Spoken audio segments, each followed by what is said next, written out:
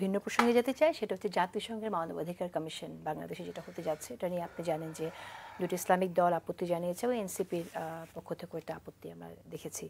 আপনি কিভাবে দেখছেন? আমরা তো সরকারের কাছ থেকে শুনছি এটা হিউম্যান রাইটসের জন্য না, একটা মানে ডিট তো ওনাদের মধ্যে হয়েছে, একটা চুক্তি হয়েছে 3 বছরের, এবং সেখানে বলা হচ্ছে স্পেসিফিক্যালি তারা একটা ট্রেনিং দিবে, বিভিন্ন ইস্যুতে অ্যাওয়ার করবে ইত্যাদি। প্রথম কথা হচ্ছে আমরা যদি দুই দিক থেকে দেখি, যেটা এনসিপির পক্ষ থেকে যে কনসার্নটা শো করা হয়েছে এটা আমি ভ্যালিডিটি দেখি। এনসিপি বলেছে যে এই ধরনের কমিশন যারা কোথাও খুব বেশি কাজ করতে পারে নাই, তারা প্যালেস্টাইনে কোনো ইফেক্টিভ কিছু দেখাতে পারে নাই, তারা আপনার এই যে কাশ্মীরের ঘটনা আরও অন্যান্য জায়গায় যে ঘটনাগুলো ঘটেছে সেখানে তো আমরা ইউনাইটেড নেশনসকে খুব বেশি ভাইব্রেন্ট পাই নাই। ফলে এখানে যে আমরা পাবো তার মানে নিশ্চয়তা কি। 2 নম্বরে হচ্ছে দেখেন এখন যে এই জায়গাটা আমি যেটা দেখি যে প্রফেসর ইউনূস কেন জাতিসংঘকে এখানে ইনভলভ করতে চাচ্ছেন, আমি মনে করি এটার পেছনে একটা ভ্যালিড কজ থাকতে পারে। সেটা হচ্ছে যে আওয়ামী লীগ বা হাসিনা আমাদের এখানে যে মানবতা বিরোধী অপরাধটা করেছে, এটা পৃথিবীতে এত ইউনিক প্রমাণ আদি আপনি আর কোথাও পাবেন না। কারণ পৃথিবীতে যখন এই মানবতা বিরোধী অপরাধগুলো হয়েছিল তখন টেকনোলজি এত ডেভেলপ করে নাই। এখন আমাদের কাছে টেকনোলজির কারণে আমরা অনেক কিছু তথ্য আমরা জানতে পারছি। শেখ হাসিনার ভয়েস পাওয়া যাচ্ছে।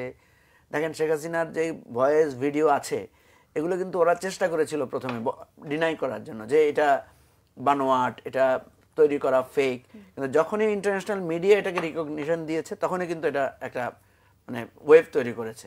ফলে এখানে যখন জাতিসংঘ ইনভলভ হবে, আমি তো মনে করি আমাদেরকে এই শেখ হাসিনার যেহেতু একটা বলয় আছে, তার সাথে ইন্ডিয়া আছে, ইন্ডিয়ার আবার একটা আলাদা বলয় আছে। সো আমাদের বলতে চাইছেন যে গণহত্যার যে বিচার, গণহত্যা শুধু তো আমাদের 24-এ, এর আগে যে গুম খুন, এরপরে যে 16 বছর ধরে আওয়ামী লীগ যেটা করেছে সেই বিষয়গুলোকে কিন্তু আপনাকে আনতে হবে এবং সেখানে জাতিসংঘকে ইনভলভ করতে হবে। তো ফলে এখানে যদি আমরা জাতিসংঘের এই মানে এই সাপোর্টটা আমরা নিতে পারি এবং তাদেরকে যদি আমরা কনভিন্স করতে পারি, নাম্বার 1। নাম্বার 2 হচ্ছে নেক্সট টাইমে আমাদের দেশে যেমন এই যে আমরা যেটা বলছি যে আমরা তো ইয়াকে সাপোর্ট করি না, যে 4টা মানে লাশ পড়েছে আপনার গোপালগঞ্জে, আমরা তো এটাকে নিতে পারবো না। আমরা তো এই লাশ ফেলবো না বলেই তো গণ অভ্যুত্থান হয়েছে।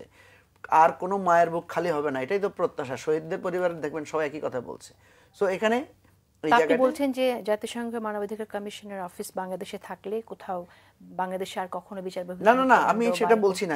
এটা চেকস এন্ড ব্যালেন্স হবে, এটা একটা ইস্যু। বাট আমাদের জাতীয় মানবাধিকার কমিশন যদি আমরা ফাংশনাল করে ফেলতাম, হ্যাঁ, তাহলে কি আমাদের জাতীয় মানবাধিকার কমিশন যদি নিউট্রালি কাজ করতে পারতো তাহলে তো সমস্যাটা ছিল না।